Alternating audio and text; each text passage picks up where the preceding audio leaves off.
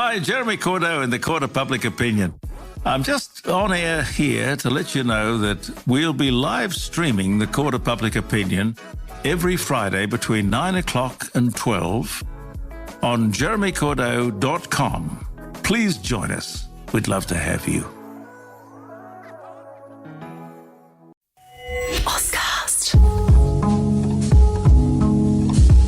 Hey, it's Andy Martin here, co-founder of the Ozcast Network. I thought I'd jump on and share this piece of content with you as it may assist in your life journey of being awesome. It's a TED Talk by founder of Agile Mind, Amanda Goodfellow. She's a meditation and mindfulness teacher with a heap of qualifications in management and meditation teaching and stuff like that. She works with some of the biggest companies in Australia, and her programs, mentorships and retreats have been developed upon her 25 years of experience in corporate roles across the sectors like local government, associations and professional services. So basically, super qualified, and in this talk, she does share her story on recovery from mental illness, including why mindfulness and talk therapy wasn't enough for her and why fear of feelings is making us sick. So sit back, relax and enjoy.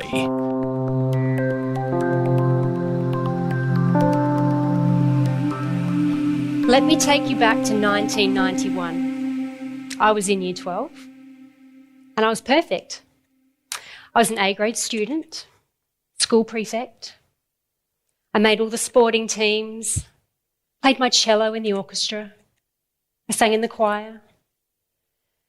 By Western standards, I was a success, someone full of potential. So you can imagine how perplexing it was to find myself less than 2 years later in a hospital psychiatric ward being treated for anorexia nervosa. What went so wrong? How did I go from school prefect to psych patient?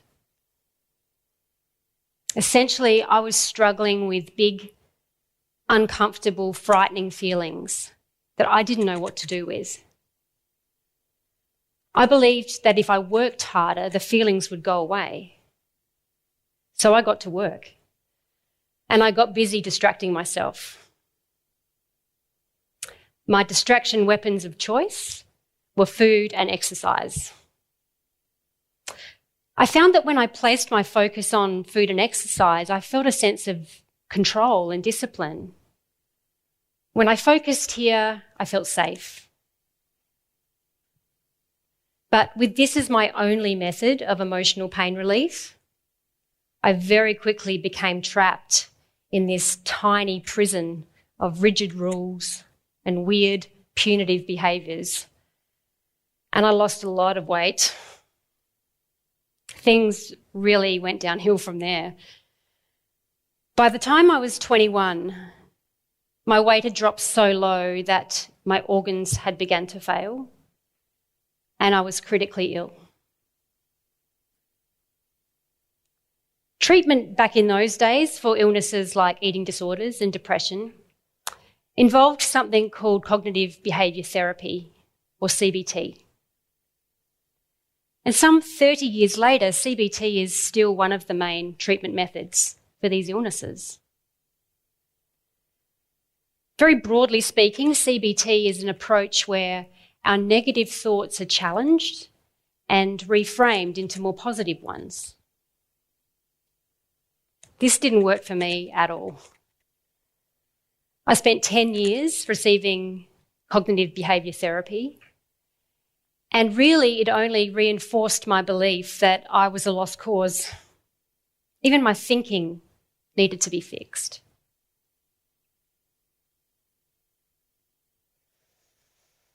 I was hospitalised many times for the eating disorder, and after each admission I'd leave feeling hopeless. I hadn't learned any new skills in how to feel my feelings.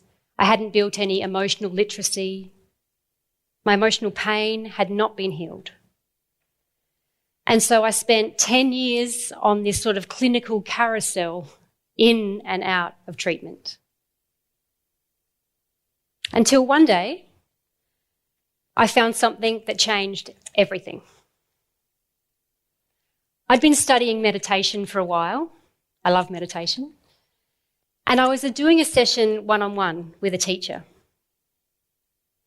In the session, I was telling her that I felt sad. And I went into great detail about why and who was to blame. And then she asked me a question. She asked me where I felt the sadness in my body. I thought, what the hell is she talking about? Where am I supposed to feel it? In my head? No one had ever asked me that question before, and I wanted to get the answer right. I panicked. What she introduced me to that day was somatic mindfulness, or more specifically, a set of mindfulness tools called the Killaby Inquiries.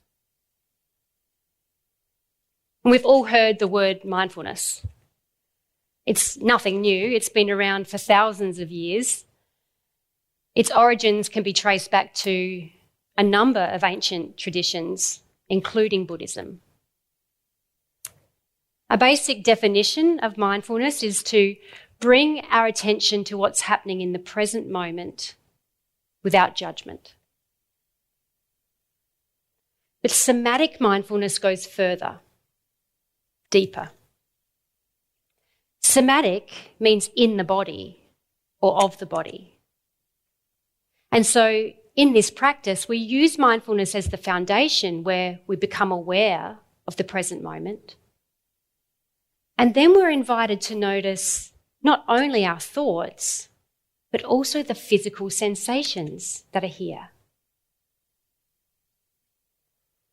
For me, on this day, with the session with the teacher, the sadness was a tightness in my throat.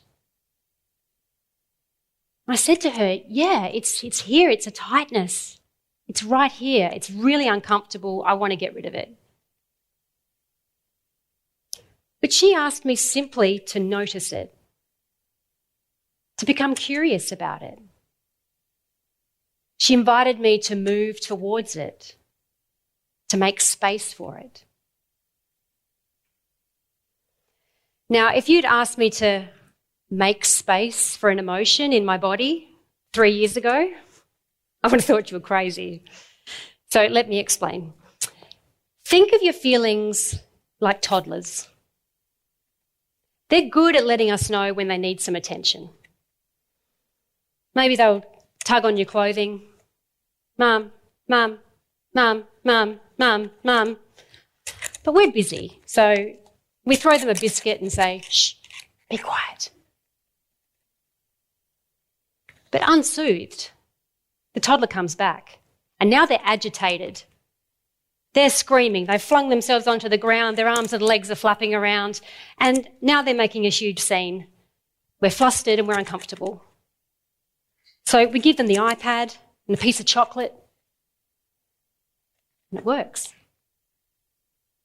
The toddler goes quiet. They're distracted. Until 10 minutes later, when you go into the bathroom and the contents of your cabinets have been upended all over the floor and there's the toddler painting your walls with some makeup. Now they have your attention. And now there's a mess to fix. So what did that toddler need? They needed us to acknowledge them. They needed to be seen and heard. They needed us to be present, attentive and compassionate, not ignored or dismissed. Our feelings, just like toddlers, can be annoying and persistent.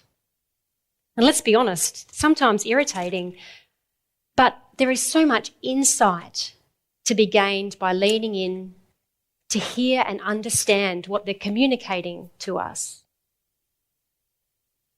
If you keep ignoring them, not only do you miss the insight, there's a price to pay.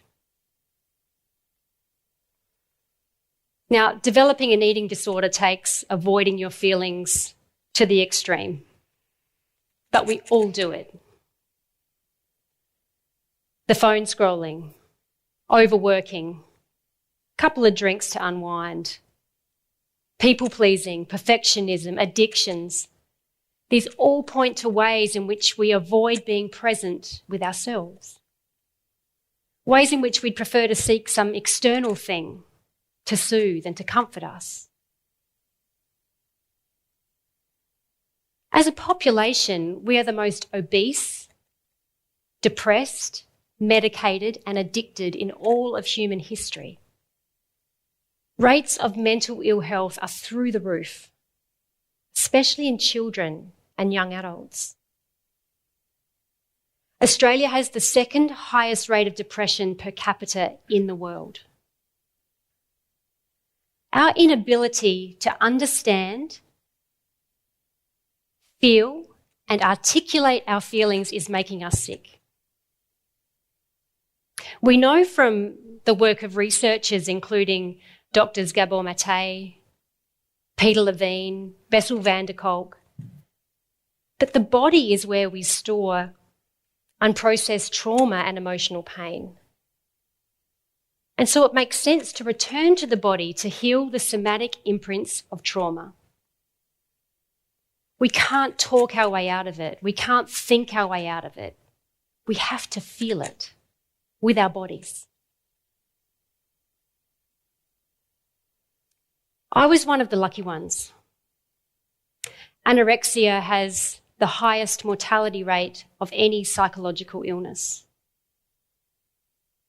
But I survived. I recovered from the illness when I was 27, and I went about rebuilding my life. To the outside world, my life, my body looked normal, but I wasn't fixed. I suffered recurring depression for another 18 years. And it was only when I found the tools of somatic mindfulness that I could finally make friends with those big, uncomfortable, frightening feelings that I had spent decades trying to avoid.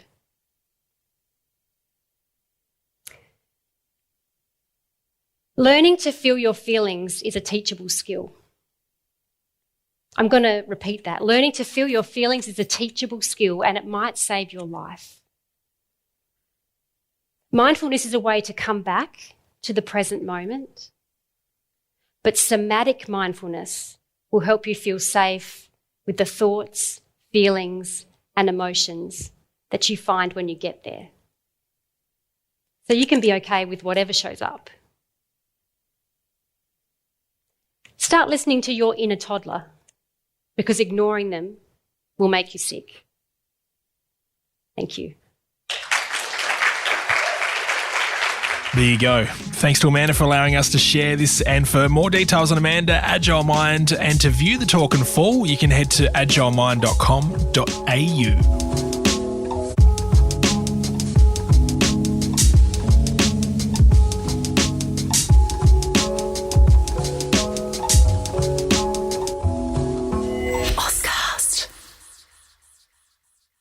Hi, Jeremy Cordeaux in the Court of Public Opinion.